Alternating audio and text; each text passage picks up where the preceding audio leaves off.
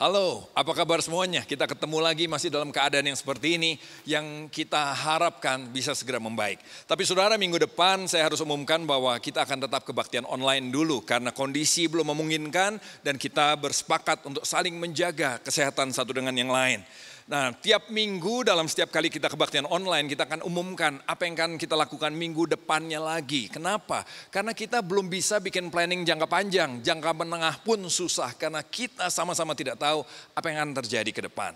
Jadi tolong saudara ikuti ibadah online ini, atau saudara terus update lewat home saudara. By the way, home tetap berjalan. Lewat Zoom, lewat IG, lewat apapun, home tetap jalan. Jadi pastikan saudara tetap terkonek dengan home saudara. Atau juga lewat IG CLCC, IG saya. Saudara bisa ikuti itu untuk kita bisa update terus. Ya. Nah saudara, Amsal 17 ayat 17 mengatakan, seorang sahabat menaruh kasih setiap waktu dan menjadi saudara dalam kesukaran. Harus kita akui ini masa yang sukar. Karena itu yuk kita sekarang jadi saudara satu dengan yang lain. Teman-teman bersehati untuk membangun yang namanya CLCC Care. Dipimpin oleh Pak Roni Lukito dan wakilnya Jeffrey Halim. CLCC Care ini akan coba memperhatikan, membantu kita satu dengan yang lain, saling membantu, berkoordinasi di sana untuk menghadapi akibat dampak dari wabah ini. Jadi silakan saudara hubungi home masing-masing. Kalau sampai ada yang sakit, kasih kabar kami. Kalau ada yang perlu bantuan, tolong kasih kabar kami. Kita berdoa nggak ada yang sakit, tapi kalau sampai ayo kasih kabar. Kalau juga ada saudara yang ini, saya bisa membantu, ayo kasih kabar. Supaya kita sama-sama bergandengan tangan menjadi saudara di masa-masa yang sukar. Saling menolong satu sama lain, saling memperhatikan satu sama lain. Dan pada waktunya kita akan juga jadi berkat buat masyarakat ini. Kita akan tolong orang-orang lain di luar sana untuk bisa keluar dari masalah ini bersama-sama. Oke, sekarang saya akan share firman Tuhan. Jangan kita terus bahas COVID-19 karena lama-lama kita jadi parno. Dikit-dikit COVID, batuk dikit COVID, nggak enak badan dikit COVID. Yuk kita belajar firman Tuhan dan saya percaya firman ini tetap akan bicara untuk kondisi kita hari-hari ini. Kita renungkan iman yang menyelamatkan anak sulung. Kalau minggu lalu kita bahas tentang iman yang menyelamatkan anak bungsu, maka kita sekarang bahas menyelamatkan anak sulung. Nah, tapi saya akan kasih resumenya sedikit tentang iman yang menyelamatkan anak bungsu minggu lalu. Bahwa yang pertama, inisiatifnya dari Tuhan. Bapa yang punya inisiatif menyelamatkan anaknya, walaupun anaknya tetap punya motivasi hati yang tidak baik sampai akhir.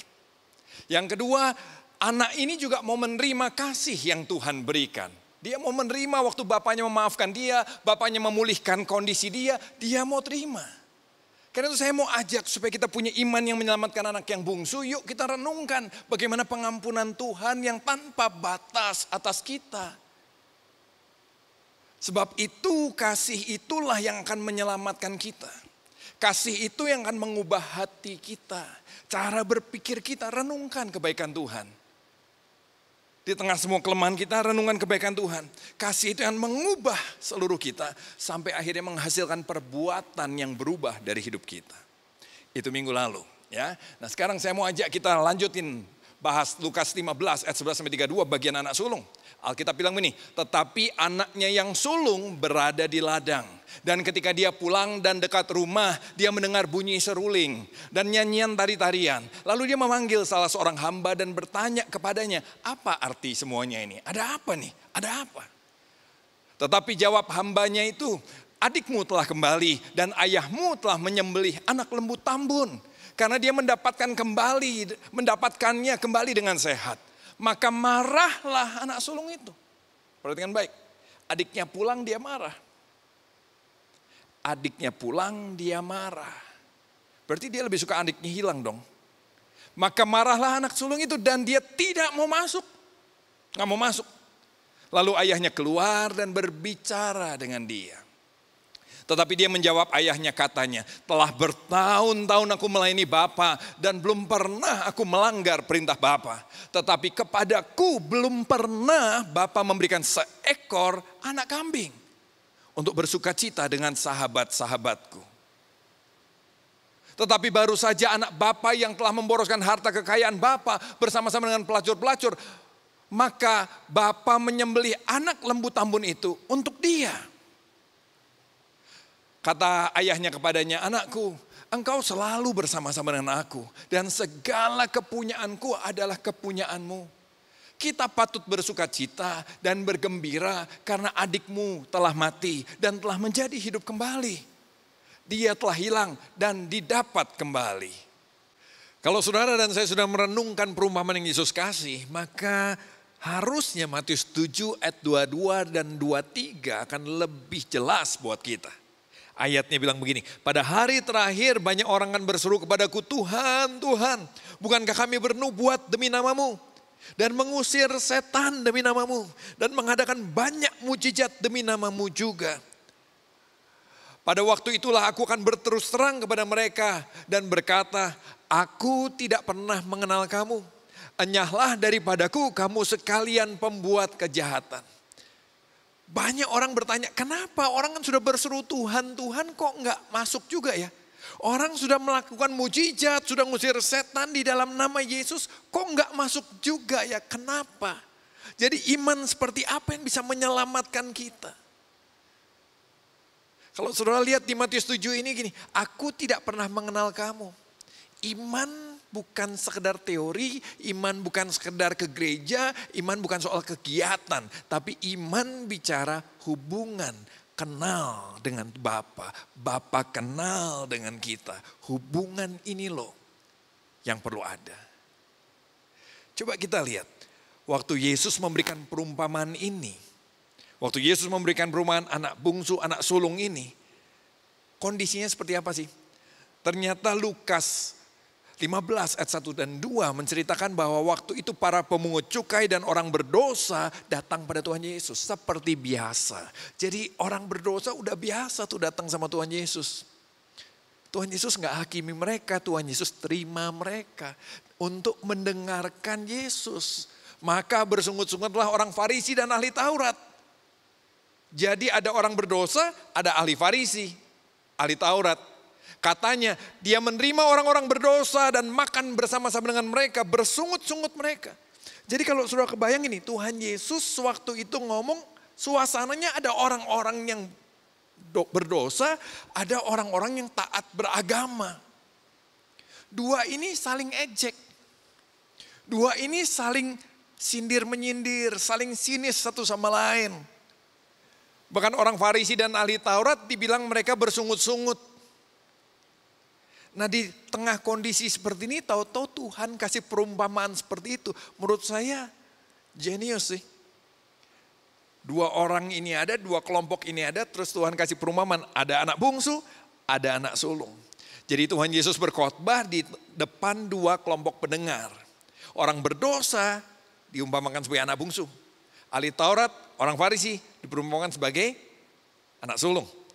Siapa yang ditegur Tuhan? Siapa yang ditegur Tuhan? Dua-duanya ditegur Tuhan. Jadi lewat perumpamaan ini Tuhan lagi tegur yang hidup dalam dosa, Tuhan lagi tegur yang taat beragama. Dua-duanya ditegur lewat perumpamaan ini. Siapa yang dibela? Apakah Tuhan bela salah satu? Enggak. Enggak ada satu kelompok pun yang Tuhan bela. Tapi dua-duanya sama bahwa Tuhan bilang ini, Bapa berlari menyambut anak bungsu, Bapa juga keluar dari rumah menjemput anak sulung. Jadi dua kelompok ini sama-sama dikejar, dicari, dihampiri oleh Bapanya dengan kasih. Dua kelompok ini, orang yang terus kompromi sama dosa, sama orang yang taat beragama, dua kelompok ini punya masalah yang sama loh sebetulnya. Sama-sama tidak punya hubungan dengan Bapa. Perhatikan Matius 7 lagi. Bukan orang yang berseru Tuhan, Tuhan yang masuk kerajaan Allah. Tuhan bilang ini, enyahlah kamu. Aku tidak kenal kamu. Lihat ini. Jadi masalah utamanya adalah kenal, hubungan. Dan sekarang dua kelompok ini orang yang terus kompromi sama dosa dan orang yang taat beragama punya masalah yang sama. Apa? Sama-sama tidak punya hubungan. Dua-duanya lebih memilih harta daripada Bapa. Maksudnya harta apa? Kalau yang bungsu jelas dia hidup dalam dosa. Dia suka foya-foya, dia suka kekayaan dunia. Anak sulung kan enggak. Loh, anak sulung juga suka harta versinya sendiri loh. Jadi sama-sama mengejar apa yang dia sukai oleh masing-masing lebih daripada Bapa. Dan akhirnya dua-duanya berontak dengan caranya masing-masing. Kalau anak sulung sendiri punya masalah apa? Kita nggak bahas anak bungsu sekarang, sudah minggu lalu. Anak sulung kita bahas yuk. Anak sulung itu mengganti hubungan dengan Bapa dengan hubungan kerja. Hubungan dengan Bapa diganti dengan hubungan kerja. Dia memilih untuk tidak menerima kasih Bapanya dengan cuma-cuma. Kayaknya baik ya. Dia memilih untuk tidak menerima kasih Bapanya dengan cuma-cuma. Dia memilih untuk berusaha mendapatkan kasih Bapanya. Kenapa? Karena dia lebih suka merasa gua layak untuk mendapatkan kasih. Akibatnya apa? Akar dosa mulai masuk dalam hatinya dan menguasai dia. Apa sih dasar kok kita nih gini, saya enggak perlu dikasihi, saya akan mengusahakan kasih itu. Sombong akarnya.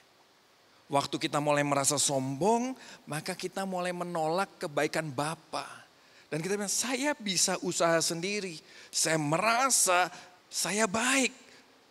Akibatnya anak sulung ini akar dosanya menguasai hatinya. Pemberontakan, akar dosa, kepahitan dibungkus dalam ketaatan. Itu masalah anak sulung. Jadi masalah anak sulung ada ini, pemberontakan, akar dosa, kepahitan dibungkus dalam ketaatan. Kan terakhir keluar semua pemberontakannya. Dia marah sama bapaknya bicara pemberontakan. Yang selama ini sudah disimpan baik-baik di dalam ketaatan dia.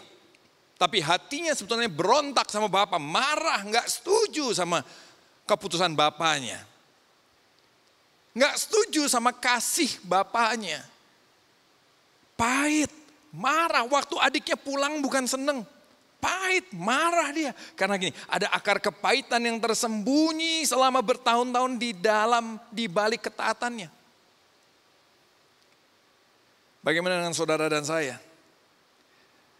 Orang-orang ini kalau boleh dibilang, kalau anak bungsu menggambarkan orang-orang yang terus kompromi dalam dosa. Mungkin yang nggak ke gereja, tapi kalau anak sulung rasanya itu menggambarkan banyak orang yang suka ke gereja, menggambarkan banyak orang yang suka melayani, menggambarkan banyak orang yang suka melakukan sesuatu, taat sekali sama Tuhan dalam hal agama. Tapi seringkali di dalam ketaatan itu, di balik ketaatan itu kita menyembunyikan pemberontakan, kita menyembunyikan akar dosa, kita menyembunyikan kepahitan. Hati-hati loh, kenapa? Sebab masalah anak sulung ini lebih sulit dihadapi karena tidak disadari. Masalah anak sulung ini lebih sulit dihadapi karena nggak disadari. Karena orang anggap saya baik. Orang anggap saya baik. Jadi saya semakin nggak sadar. Tapi ternyata bagus juga, saya selalu ingatkan kita semua kan. Ada satu ciri yang menunjukkan ada yang salah dengan hati kita. Apa itu? Sensi. Kalau kita sensi, itu menggambarkan ada akar yang salah di sini. Saya boleh jadi pendeta, sensi nih, udah ada yang salah di akar di hati saya. Ada sesuatu yang disembunyikan di balik ketaatan saya kepada Tuhan. Saudara melayani Tuhan, sensi nih. Sudah pasti ada sesuatu yang tersembunyi di balik ketaatan saudara. Di balik semua itu. Anak sulung merasa tidak layak mendapat grace. Karena dia merasa layak untuk mendapat penghargaan. Bayangin.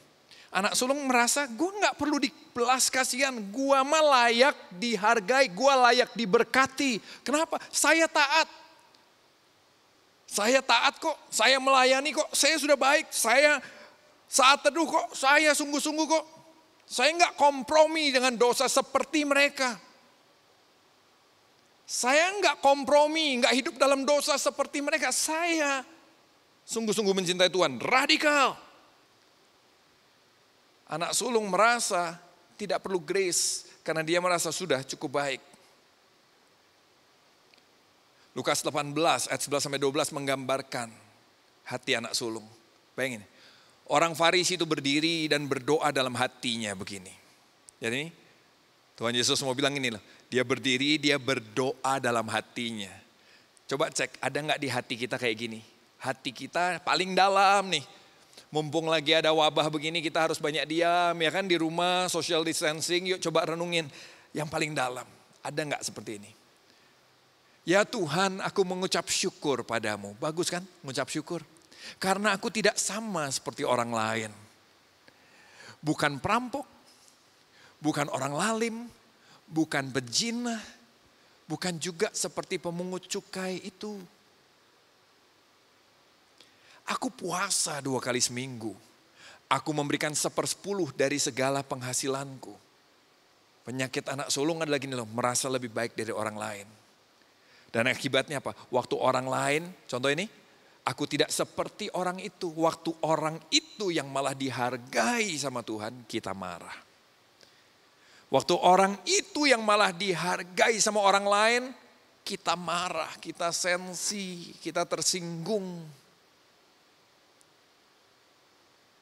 Karena kita merasa harusnya saya yang dihargai.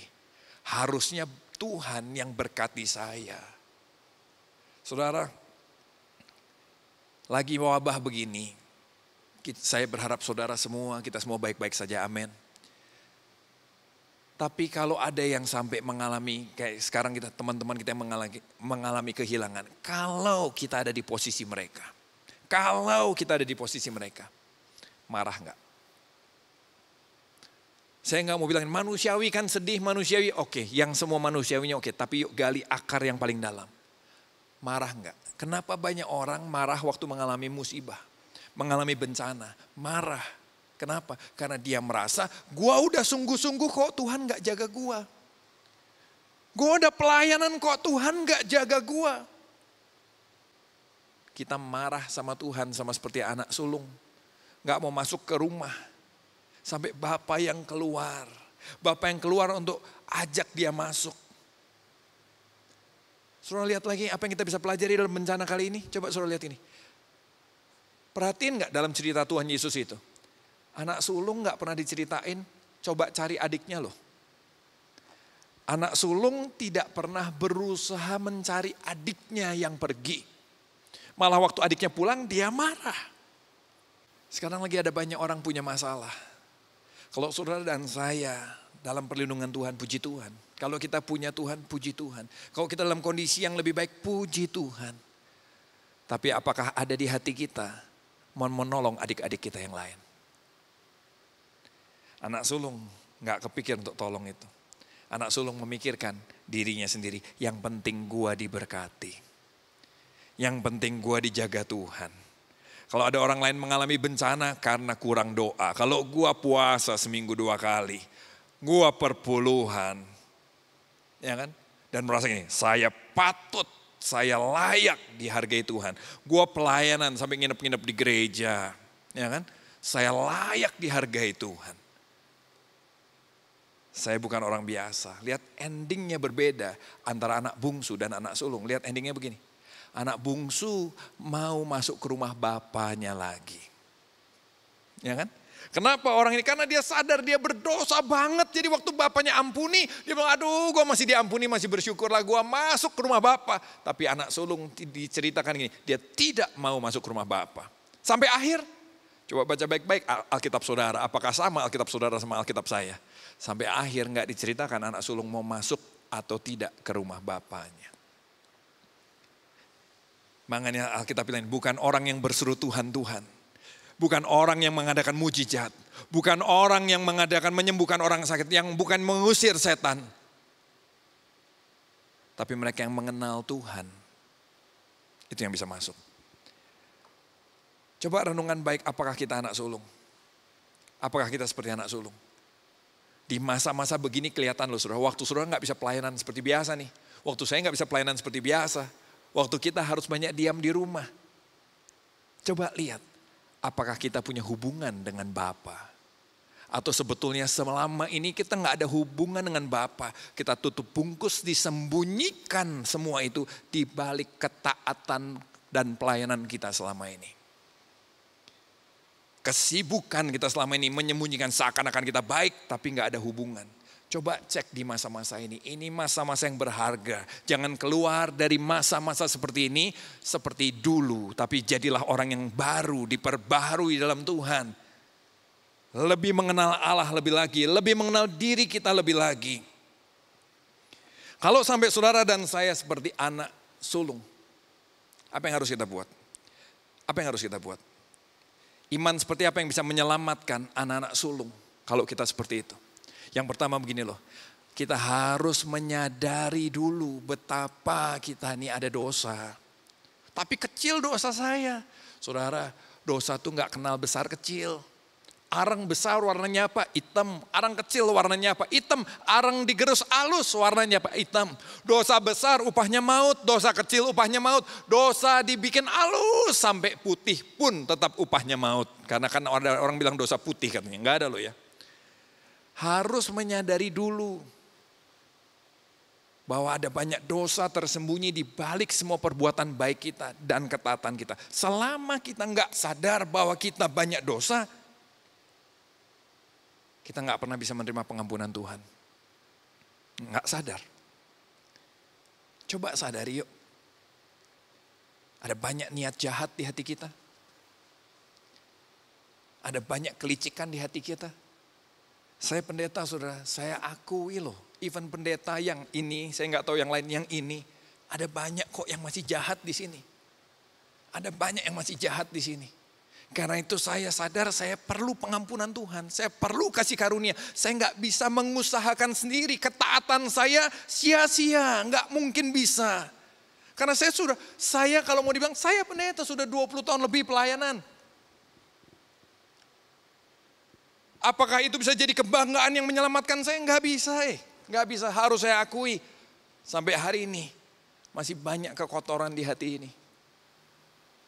Kalau sudah menyadari itu, akui bahwa hanya karena kasih karunia saja kita bisa diselamatkan. Hanya karena kasih karunia saja saya bisa diselamatkan, gak ada yang lain. Gak ada yang lain. Gak ketaatan saya, bukan program baca Alkitab saya, bukan puasa saya, bukan persembahan saya, bukan perbuatan baik saya. Itu semua tidak bisa menyelamatkan. Hanya karena kasih karunia saja. Kalau sudah begitu apa? Yuk terima. Terima kasih karunia. Terima.